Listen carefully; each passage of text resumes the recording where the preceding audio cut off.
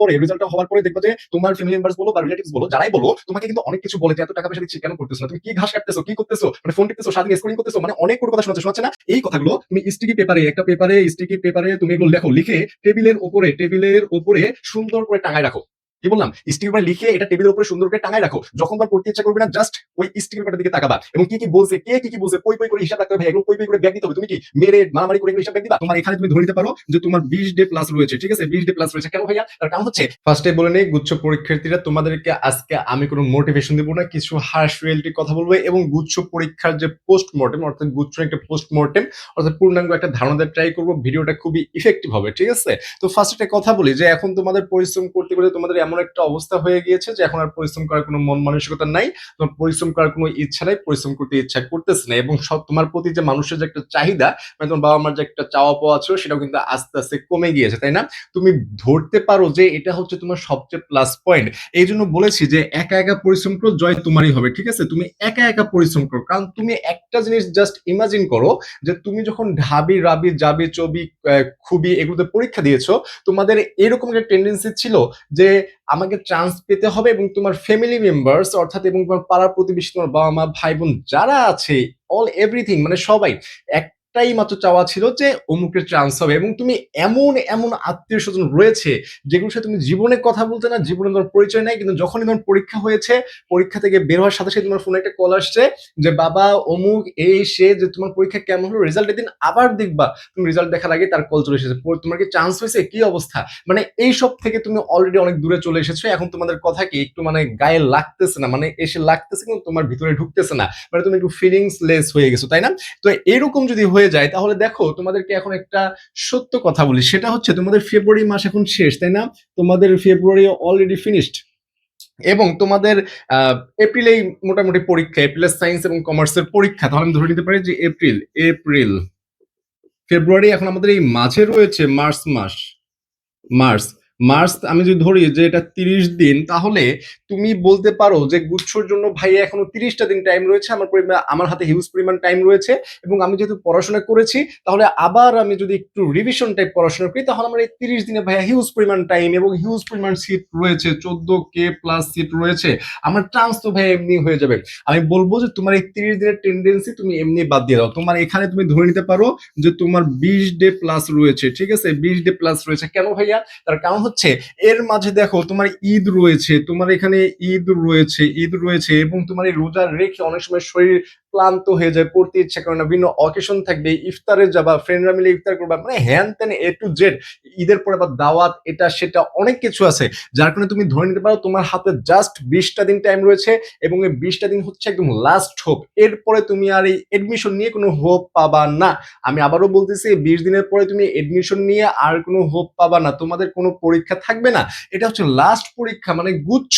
অর্থাৎ তুমি যদি এখানে গুচ্ছকে পোস্টমর্টেম করতে না পারো, মানে তুমি যে গুচ্ছকে একদম ছিঁড়ে কাটা ছেঁড়া করতে না পারো, কাটা ছেঁড়া করে যে ভিতরে দেখতে না পারো যে এর ভিতরে কি আছে ভাইয়া, কি আছে আমি দেখে ছাড়বো, তাহলে তোমার দ্বারা চান্স হবে না। তুমি যেটা করতে না পারো, তুমি তোমার পড়তে ইচ্ছা করে না, তোমার এখন সবচেয়ে বেশি যেটা সেটা যে ভাইয়া পড়তে ইচ্ছা করে না, পড়তে ইচ্ছা করে না, পড়তে ইচ্ছা করে না, এটা হচ্ছে তোমার সবচেয়ে বেশি প্রবলেম, তাই না?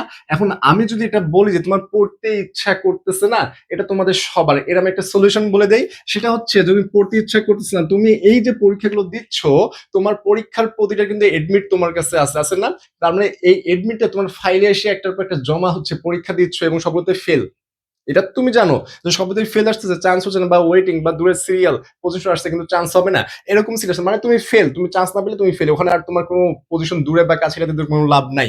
তাহলে তুমি এটা একটা কথা মাথায় রাখবা। আর সেকেন্ডটা হচ্ছে এই যে তোমার রেজাল্টটা যে হয়, রেজাল্টটা হওয়ার পরে দেখবা যে তোমার ফ্যামিলি মেম্বার্স বলো বা রিলেটিভস বলো যারাই বলো, তোমাকে কিন্তু অনেক কিছু বলে যে এত টাকা পয়সা দিচ্ছি কেন করতেছো না, তুমি কি ঘাস কাটতেছো, কি করতেছো, মানে ফোন টিপতেছো, সারাদিন স্ক্রলিং করতেছো, মানে অনেক কটু কথা শোনাচ্ছে না?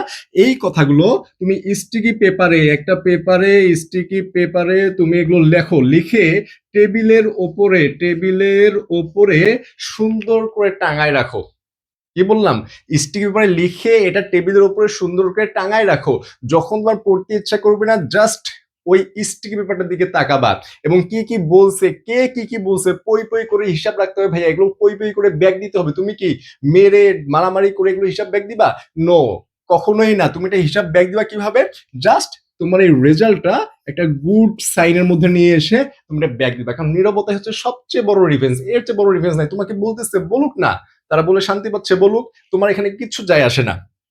এন্ড হচ্ছে তোমাকে আজকে আমাকে আরো একজন প্রশ্ন করতেছিল যে ভাইয়া প্রচুর পড়াশোনা করতেছি, প্রচুর পড়াশোনা করতেছি, মানে প্রচুর পরিমাণে পড়াশোনা করতেছে, কোশ্চেন ব্যাংক বারবার পড়তেছে, এবং তাও দেখা যাচ্ছে যে অনেক সময় প্রশ্নে যে আটকায় যাচ্ছে।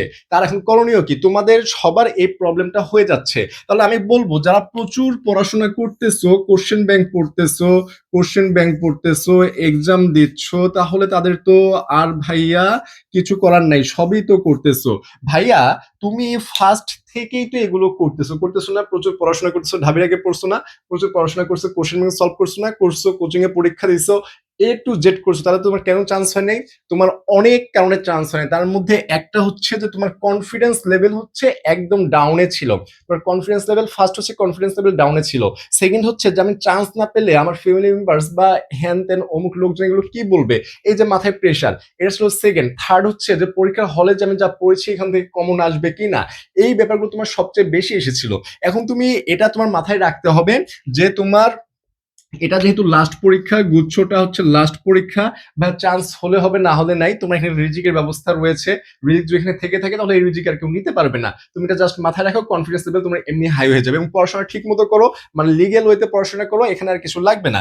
সেকেন্ড হচ্ছে যে পরীক্ষার হলে যে আমি যদি কমন না পাই, তুমি যদি 5টা প্রশ্ন কমন না পাও, তুমি যদি 5টা কোশ্চেন কমন না পাও, তুমি ভাববা যে বাংলাদেশে যতজন গুচ্ছ ভর্তি পরীক্ষার্থী আছে এই 5টা প্রশ্ন আর কেউই কমন পায় নাই, এই 5টা প্রশ্ন আর কেউ কমন পায় নাই। তার মানে কি? কেউ পায় নাই, তুমিও পাও নাই, চিল, কোনো চাপ নাই। তার মানে তোমার এখানে কোনো চাপ রাখা যাবে না, তুমি যা পাচ্ছ তাই দেখাও। এন্ড আরেকটা যেটা মোস্ট ইম্পর্টেন্ট থিং, সেটা হচ্ছে যে তুমি এই গুচ্ছ ভর্তি পরীক্ষায়, জিএসটি ভর্তি পরীক্ষায় তোমার এখানে বেশি ভাইয়া পাওয়ার দরকার নেই তো। তোমার বেশি পেতে হবে না, প্রশ্ন খুব হার্ড হয়েছে, জাস্ট তুমি এখানে 50% মার্কটা একটু অ্যাচিভ করার ট্রাই করো, 50% মার্ক জাস্ট, ঠিক আছে? তো এই যে 50% মার্ক প্লাস কনফিডেন্ট লেভেলটা একটু হাই রাখো, এবং তোমার উপর তো সবার চাওয়া পাওয়া কমে গেছে ভাই, এখানে তো চাওয়া পাওয়ার কিছু নাই, যা ছিল সব শেষ হয়ে গেছে আস্তে আস্তে। তো এই যে মানে পেন ফ্রি, একদম রিল্যাক্স, তো এই অবস্থায় রেখে জাস্ট পড়াশোনাটা করো, দেখবা যে তোমার পড়াশোনা তো ভালো হবেই, প্লাস হচ্ছে তোমার পরীক্ষাটাও ইনশাল্লাহ ভালো হবে। এবং এই শেষ সময় তোমার মনে রাখবে যে তোমাদের হাতে 20 দিন আছে, এই 20 দিন হাতে সময় নিয়ে তুমি যদি একটু কম ঘুমাও, তোমার আহামরি সমস্যা হবে না। তুমি এখন একটু কম ঘুমাও ভাই, ইনশাল্লাহ ভবিষ্যতে ভালো, মানে যে বেডে ঘুমাচ্ছ, অনেকে মেসে থাকো, বাসা ভাড়া নিয়ে ফ্লোরিং করে থাকো, এর চেয়ে অনেক ভালো বেডে শান্তি নিয়ে ঘুমাতে পারবা, ঠিক আছে? তো জাস্ট পড়াশোনা করো, পরিশ্রম করো সঠিক ওয়েতে। এবং এই সময়ে এসে যাদের যে ভাইয়া গুচ্ছ ভর্তি পরীক্ষা নিয়ে এখন আমার প্রবলেম, তারা আমাদের এই যে নাম্বার রয়েছে 01720828052, এই যে হোয়াটসঅ্যাপ নাম্বার রয়েছে, তোমরা এখানে নক করে বিস্তারিত জেনে তোমরা কিন্তু আমাদের কোর্সে এনরোল করতে পারো ভাইয়া। সায়েন্স এবং আর্টস এর জন্য তোমাদের এখানে ওয়ান শট টাইপ ক্লাস হবে, কিন্তু বেসিক থেকে অ্যাডভান্স মানে এ টু জেড পড়ানো হবে, যাতে তোমাদের কোনো রকমের প্রবলেম না হয়, ঠিক আছে? তাই তোমরা যারা এখনো প্রিপারেশন গুছাতে পারো নাই, গুছাতে চাও আমাদের সাথে, যদি আমাদের ক্লাসগুলো ভালো লেগে থাকে, তাহলে আমাদের এই যে হোয়াটসঅ্যাপ নাম্বার, এখানে তোমরা নক করতে পারো।